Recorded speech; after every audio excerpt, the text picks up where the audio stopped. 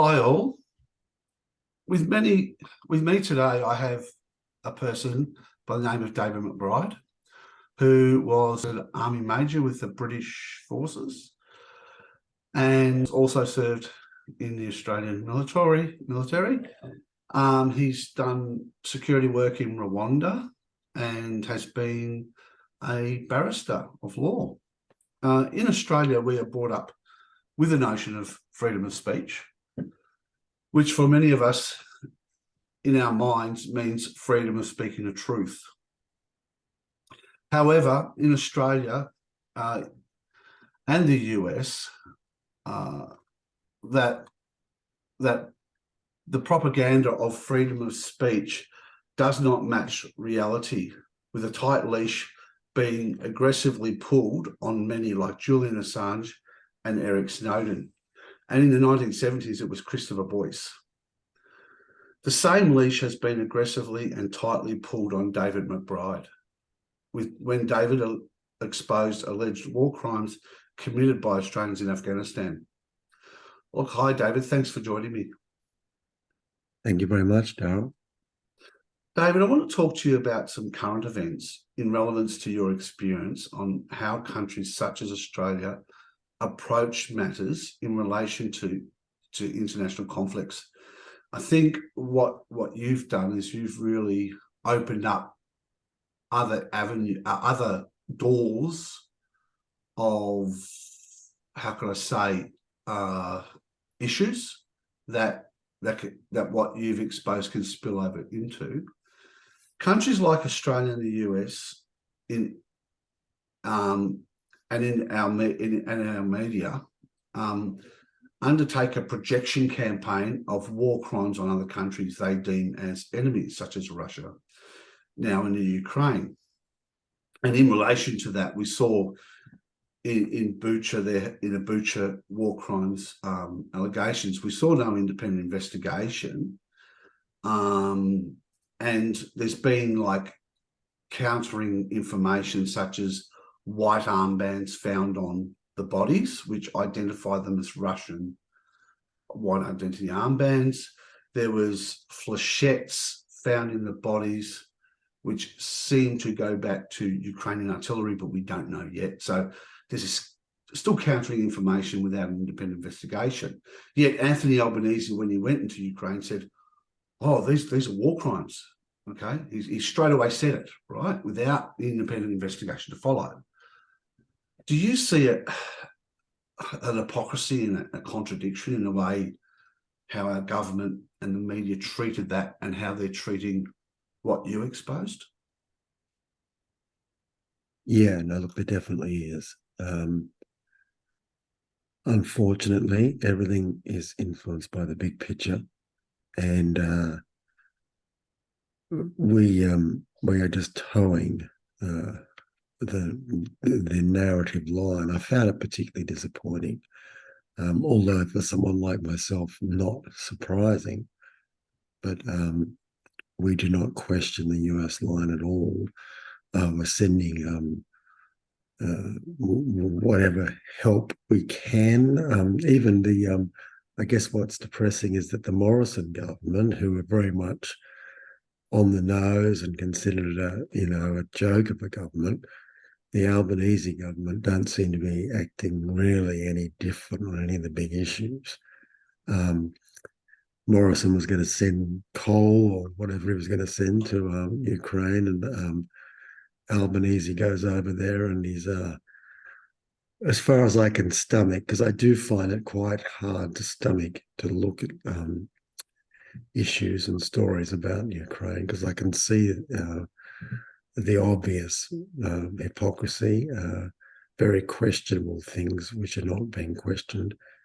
And yes, I think the Bucha one was clearly false flag, quite a lot of false flag, where we will commit crimes ourselves and blame it on the other side. And there was also, I think what really sort of creeped me was that the American, I think her name is Victoria Newland, She was the Under Secretary of State or Assistant Secretary of State. I think she's gone from one to the other in this area. And they were flagging false flag attacks, the likelihood of false flag attacks by Russia, no doubt. And it turned out that they were really foretelling false flag attacks by their own people. And I think there's a tendency in Australia, and not surprisingly, we think we're modern now. We think we're modern, and we think we know that the Americans misled us back in the 70s with Vietnam and the Gulf of Tonkin, and we know that they were bad old days all the way with LBJ. It doesn't really occur to us, as it doesn't with fashion, for example. You look back on photos of the 70s and we laugh and we think, oh, look how funny they look. David, I'm looking at your glasses right now and thinking that. But they sorry for the joke. No, it's good. They're my experimental glasses. I broke them, and I got a normal black pair. And they said, "You want to try something a bit different?" And I got these, and so I've just started wearing them. I like them. Yeah, they're good. We think now that we taught about 30 years ago, 50 years ago, but the same things are happening. It's not really any more sophisticated than the sort of false flag attacks of the Vietnam War. What they have got better at, I think, one of the things I used to describe it is negative evolution. And we didn't learn, or the US didn't learn lessons from the Vietnam War, not to get involved in dodgy conflicts in the global South. The lessons that they learned is how best to control the media, control the narrative. And one of the things I found, there has been a quantum leap in my lifetime as to the way there is uniformity in the mainstream media narrative about Ukraine. There is absolutely no dissent in any of the sort of major papers that ran dissent in the Vietnam War. The Washington Post and the New York Times ran famous dissents, which eventually probably ended that war. Now, that wouldn't happen today. And those two papers are all the way behind the government. In fact, I can't, as you would know this as well, it's a joke. If you look at the headlines of, as most of us do on our smartphones each day, and it has an amalgamation of sort of headlines from around the world from different papers. And every day for the past year, there has been some story from a reputable newspaper like the Times or the Post or the Economist saying Putin is about to fall. It's confirmed. Putin's terrible secret. Putin's fatal disease. I saw Putin's fatal disease yesterday. And every day, these are kind of like ridiculous sort of propaganda. And the other one is he ran out of artillery, and yet he's actually still going. I mean, I saw a lot of Mick Ryan AM and I reporting on this, and I'm thinking, is this an objective journalist, or is this just a propagandist? Because it had that tinge to it. There was no reality. And I mean, the Russians pulled back from Kherson, but Kherson, 60% of it is on the eastern side. They've come in, they're consolidating their lines now. So they're not going anywhere. And just this whole narrative that, Ukraine's going to march them out of Crimea and right into Russia. It's just, and that is just, there's no objective journalism. There's no adult supervision. You're right. You could write the most outrageous thing about Ukraine's victories or whatever, and Ukraine's using Mickey Mouse weapons or something. You would get through. Yeah, as you said, there is no objective checking of facts. You're not allowed to. Anybody like yourself who says, "Does that even make sense? Is that backed up? What's on the ground?" You just get bulldozed out. I know I get called a Now Putin that propagandist, mate. I get called a Putin propagandist. I get shoved into McCarthyism Red Scare you camp. get Russian state affiliated media. I haven't got that yet, which I laugh because I think if they try to put that on me on Twitter, I think people will just laugh and say this is how ridiculous it is. We come around and joke, and we can make a joke of that because we are just doing what's in the interests of our country and want our country to have half a brain when it looks at international relations. That's all we're doing, and we want peace. We don't want our soldiers thrown into wars where they don't need to be going into and sacrificing themselves. So, well, it's about that's right. It's about truth. It doesn't matter what whether it's climate change or whether it's economics or whether it's war. You can't make the right decisions if you don't have the right information. I mean, if people have got our brains are really only like computers, and the conclusion that comes out is only as good as the information that goes in. And this is one of the things that I've noticed. I mean, I grew up from a conservative family, a wealthy family. I read the Sydney Morning Herald and I read the Australian, and the only they were very reputable papers in those days, and the New York Times and the London Times.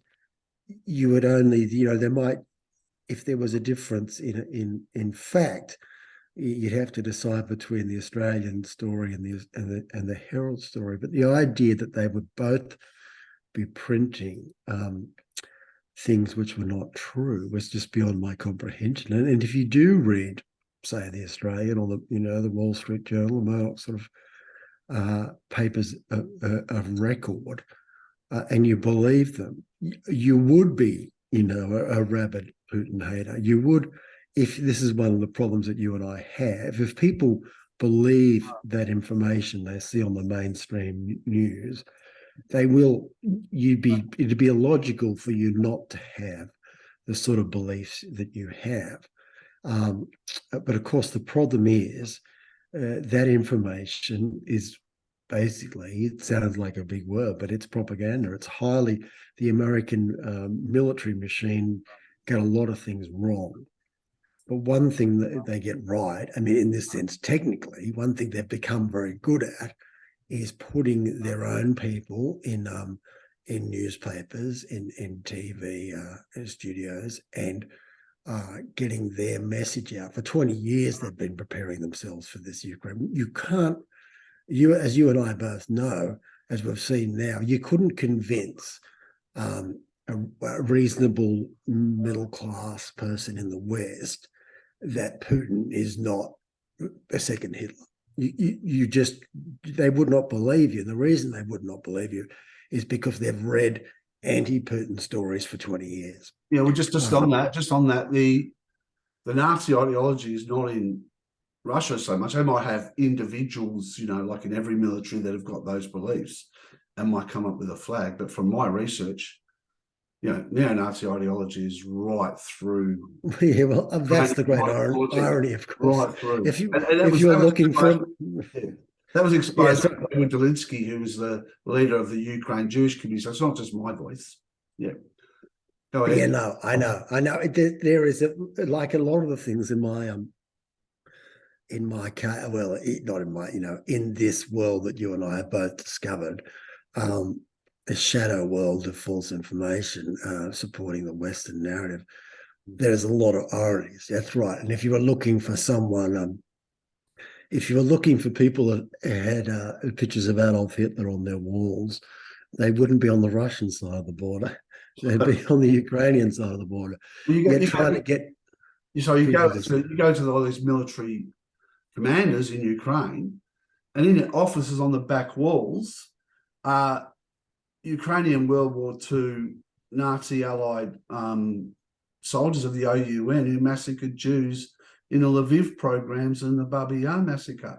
So and then as Zelensky actually went on RBC TV, there's a video of this, I've got it, where he supports the day to celebrate Stepan Bandera. And Stepan Bandera was a leader of the OUN. Now, some people argue that the Nazis put him in jail, because they put him in jail because he had some grandeur thoughts about Ukraine during World War II having their own autonomy from the Germans a little bit.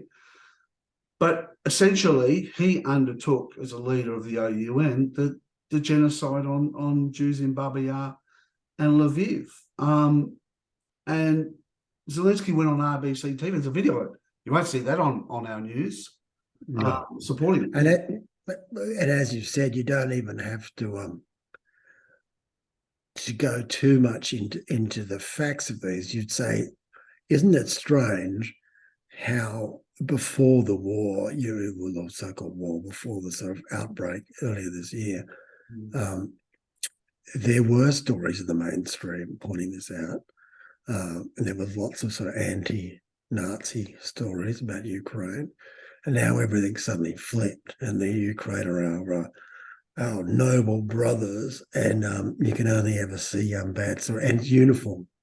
There's no kind of someone arguing one thing, it's just uniform blanket coverage. Now that scares me, because it's not so much about Ukraine, as you would know, it's about what's going to happen next. If Washington basically, it's so capable of having blanket coverage over any one incident, and there is no dissent anymore. What won't they do? And having seen them in action in Afghanistan, Iraq, I know that I don't think there's any red line that they wouldn't cross if they think things are in Washington's benefit. They will start wars. They will do bad things to populations they don't like. And our one weapon, and this is one of the reasons why I wanted to go on your show, people like you are going to save the world. After I'm gone, we need independent media is very, very important. And it's not something to be scoffed at. It's brave, because people like you will also disappear eventually. And putting the message out there, and yours is particularly good because you're a middle of the road kind of guy, if you know what I mean. You're not pushing any particular agenda, and that's powerful, because you will win people over. And people say, this guy doesn't look like an extremist. He doesn't look like he's got any other interest apart from putting out there the truth. Just comment on that. Sorry, I just got to comment on that. It's important what you said. I don't have any real firm political. I talk to everybody. I've talked to the Robbie Barwick from the Citizens Party, who people probably say, oh, he's a far right LaRouche type. But my father was a left, but I'm a different person. I don't like to be categorized into some political box. I want to talk to everybody and get their opinions. So, this is an important thing you brought up, is that, no, it shouldn't be we shouldn't be in these camps. Some people say the left and the right wing are of the same bird, but and there's a mythical bird called the Uslan bird in Australia. And I don't want to be that bird, because that's one wing, and that one wing is the truth. And I think we should all, from different political perspectives, left, right, wherever, we should be coming together on these issues of peace and of having an intelligent foreign policy, not just written out of Washington. And I think that's what we've got to be as a country. And I just feel that we're just being led down a primrose path by the US, who have self-interest. There's a question I want to ask you. It's a very important question relating to your experience and what we'll talk about, the neo-Nazis in Ukraine, those extremist cells. I've undertaken research into the strong control of Ukraine's body politic by those neo-Nazi groups and political factions that have a strong foothold in the Ukrainian military. Zelensky's closed down opposition political parties in this crisis time and has created sort of a power vacuum for these neo-Nazi military factions to fill. Recently, on November 15, In Italy, there were arrests of a neo-Nazi extremist cell that were going to carry out race hate attacks and other attacks in Napoli. And they have links with the Azov battalion in Ukraine. And in 2020, our government actually stopped Australians fighting with these Ukraine military units because of this reason, because of this radicalisation of Nazism there. But this year it's open season. Trevor the Ninja actually, and sadly he passed away, but this is not, again, I'm not saying any faults, and it's a tragic incident, but he was fighting with a C-14 Carpathian Sich, right? And that, even when you saw the 7 News, they'd run a story on it, they showed the building where he's fighting from had C-14 Carpathian Sich. And we know from C-14, 14 is the 14 words of the slogan of neo-Nazi extremist David Lane, who murdered a Jewish radio announcer, and actually one of his followers apparently was alleged to have wanted to kill Barack Obama. So C-14 Carpathian Sich are a neo-Nazi unit in Ukraine. And we have fighters fighting for them. And Edward Delinsky also in Ukraine was exposing a lot of neo-Nazism in Ukraine, Nazism in Ukraine, and he was put on this thing called a Mirot Vorets hit list website, which Daria Dugina, who was murdered in Russia by a car bomb, was put on the same website and marked as liquidated, right? And it's supposed to be a peacemaker website. Even the good old Roger Waters from Pink Floyd, who was talking about peace in Ukraine and peaceful settlement, was put on this website. Now, I'm seeing parallels between that and yourself, who get demonised for speaking out on this issue. So my question is, do you think we need an independent inquiry, Senate inquiry into supplying weapons and military trained people out of Britain to feed and benefit these Ukrainian Nazi battalions? Do you think we need an independent investigator on where that's going to go and what threat that will hold in the future? Yeah, look, it's a very good. No, it's a good question. The only reason I'm pausing is because it's unfortunately it's a relatively small and easily answered question, embedded in a very big question, which would never, even the Senate doesn't have the power to look at, because the narrative has decided that it's good guys versus bad guys over there. The Ukrainians are good guys, the Russians are bad guys.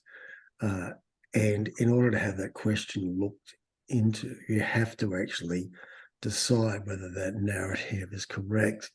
Now, the reason why that would be a huge thing for them to look into, because that, unfortunately, you'd have a head-on collision with the media coverage. And you'd have to come out and say it's not so simple. It's not necessarily, we should be stopping people going, because it isn't good guys and bad guys, and we don't sponsor terrorists. We don't allow people to go and be terrorists. That would be sensible, but that would be a seismic shift, because then we'd have to be saying, well, the press coverage is wrong, and there'd be a big backlash because we haven't called it out beforehand. I meet perfectly reasonable people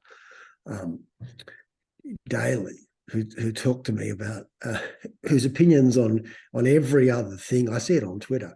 A lot of my supporters, people whose opinions on every other thing I agree with, absolutely support me to the hilt. But they are 100% behind Putin is a madman. Zelensky is a hero, and they can't get enough fun of Zelensky dressed as Superman or something. And so for us to look into that, we'd have to shake that accepted narrative, and that would just blow people's brains out to say, "Oh my God, do you mean all the mainstream media have actually been telling us, a lie from the beginning?" And it would just be so hard, because yeah, but you're right. We shouldn't be because there has been so much propaganda, and you'd have to look into it and just say, hang on, how come we've allowed so much stuff which is obviously false to go out? And it's just as someone who used to work in the propaganda, one of the things you do as a legal officer is you have to sign off on propaganda, which is false messages put out there, not clearly propaganda, but things that are going to go on the internet or whatever, which will look like a genuine person saying something, but it's actually a lie. And so you can recognize it when it happens in other places. And I remember seeing one which I was sure was a lie. It was this very beautiful Ukrainian woman who's singing a lullaby to her child, apparently to say, calling for a no-fly zone, basically calling for the Russians to be shot down, basically to start World War III. Yeah. And she looked very much like a model, and she didn't look like she was really in her child's bedroom. But for the uninitiated watching it, you couldn't help but fall in love with this woman and say, "Look, well, let's start sending rockets to Ukraine," and without really thinking that what we were doing was starting a world war here, because there's almost certainly faked, normal Ukrainian mother and her child, and it would just create we'd almost a seismic shift to look into that question. But yeah, of course we shouldn't be and this is what we said. This is what maddens me for someone who's been around a bit and knows about how 9/11 really happened. Wow.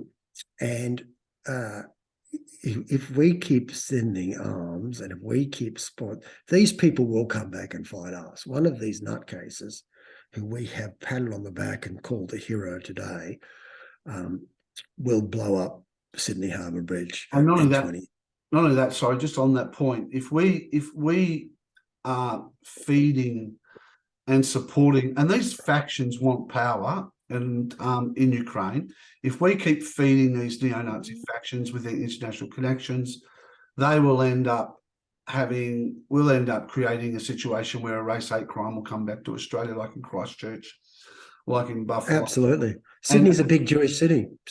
Bondi is a big Jewish area. One of these nutcases. It could be Indigenous people in Australia, it could be against a community like them. It could be anyone. And it's a dangerous. Same people we'd sponsor, come back and blow up a synagogue in Sydney, thinking that they're doing the right thing. And we have told them that they're great because we have sponsored them, and then we don't give them enough arms. Then they want to go into Russia, and we say no, just like Osama bin Laden. Look, we withdraw because we've killed enough Russians, and we just get out of Ukraine because it's no longer politically useful to the US. They've got an axe to burn, and they come looking for us, just like Osama bin Laden. That's what we are setting ourselves up for. Maybe that's what a Senate inquiry could look at, to say, is the long-term detriment from sponsoring these violent people? Are we setting ourselves up for problems in the future? I think maybe if we narrowed it down like that, and we actually, had good people like David Shoebridge looking at it, they might be just said, these are not beyond predicting for people like you and me. Smart people in the Senate could easily see that. It's one of the things that makes me angry. I mean, ACIS should be they should be looking out for things like this, but of course they're working for the enemy. Just on that point, I'm going to leave a link below this video of that arrest in Italy, in Napoli, and those ties. And I'm very concerned because I've had a lot of connection with the Indigenous community in Australia. I hate racism, and I do not want to see whether it's a foreign fighter who gets radicalised over there from the West come to Australia with PTSD and a radicalised mind, undertake a hate crime. Don't want it to happen. Look, I've got a final question because I'm about to wrap up, and if you could answer quickly for me. To me, life-changing events we're confronted with as individuals are subjects given to us in the University of Life. What is this life-changing subject of what you've exposed presented? What has that presented to you in the University of Life? And what has it taught you? And how do you think this is going to guide you for what happens next for David McBride? Great question. Absolutely great question. Something I think about a lot. I remember watching with my brother-in-law, who I liked very much a while ago, and it was a movie, and it was about a not dissimilar situation. There are two officers within a unit, and one of them realizes that the organisation has gone wrong and starts fighting against the own organisation, and one of them kind of accepts it, and they end up sort of opposing each other, and almost a sort of broken arrow sort of situation. And I do still believe fighting for what matters within the organisation. I do believe it's my duty, and I still see myself as a soldier, even though I'm out of it. I do believe that, I'm sort of on some sort of a Bruce Willis mission on my own to bring in, to expose the sort of bad guys in our organisation and to restore the organisation to work for the country rather than the government. And, I have my ups and downs at times. At the moment, I kind of think I'm probably just going to have to go to jail and then sort of fight a rearguard action from jail.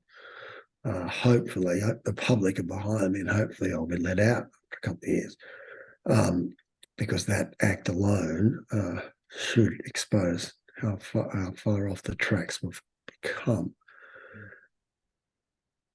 I wonder what I'm going to do afterwards. There are so many things which I fluctuate between the idea of trying to convince middle of the road people that we've been too bought out by the Americans, and we need to be a bit more independent, and a bit like, friends don't let friends drive drunk. We don't have to go to war with the Americans, but we do have to say to them, hang on, take a deep breath, give me your car keys, and just slow them down a little bit. The neocons who want a war with China, who want a war with Russia, we need to say, look, we love you, but we're not going to go along. And that could be the best thing for the world. That may be an impossible task. Maybe one of the things that I we'll talk about is just resilience. I mean, it's an interesting, maybe the thing I've got to teach the world is how, you just put one foot in front of the other, and you keep on going, and you hold your head up high. I mean, that is probably, I don't think about that too much, but maybe that's my message, and maybe, I'll come back and you and I can talk about that afterwards. David, I just want to say something. No matter what happens, keep this part of yourself, that what you're doing is for the greater good, right? You keep that no matter what. No matter what, if you go to jail, because that is just a stepping into where you're going to go with this. That's just a stepping stone. And that I want to tell the people of Australia out there, get behind David. Don't let him be the lonely warrior. If whatever happens to him, protest our government against it. Go to that. If he ends up going in towards a prison, go to that prison and protest. Have this man's back for me and for all Australians, because I think what he's doing is very important. Look, David, I really thank you for your time. I'm going to leave in some links down below of your Twitter and where people can go and see your work. My heart is with you in your battle, because what you're doing is trying to make this country a smarter country, a more thinking country, a more intelligent country. And people in Australia, get off your reality shows and start looking at reality and what David's fighting for. So thank you, David, for your time. Thank you so much, Daryl. I was pretty tired this morning. I'm so glad I spoke with you because I feel $1 million now. So thank you so much. You're giving me No, energy and strength. no, keep that energy and strength, mate. Don't stop, because what you're doing is right. Don't doubt yourself. Keep that going, because you've got people around you that care. Just remember that there are people that care about you. That's very important. Now, you might not see it, when you're at home sitting alone, but there are people who care about you. Just keep that with you, please. Okay, so thanks for your time, mate. And Thank I you. want to talk to you again. So really get back to me. And I want to come up and have a beer with you, That'd because be great. I really love to have a beer with you and just a chinwag. Two guys that are at a mature age having a chinwag over a beer. I really love that with you. Talk about our memories of the 70s when we were very young, watching those older guys. That'd be good. As Yep. Geordie says, comment, like, share. So like Daryl's channel, subscribe. Oh, thank you. Thank you for the plug. Have a good afternoon. Not just 10 minutes after this talk. I want you 24 hours after this talk to know that you're doing the right thing and that we're all with you. Thanks, Thank you brother. so much, my friend. Thanks, brother. See ya. Bye.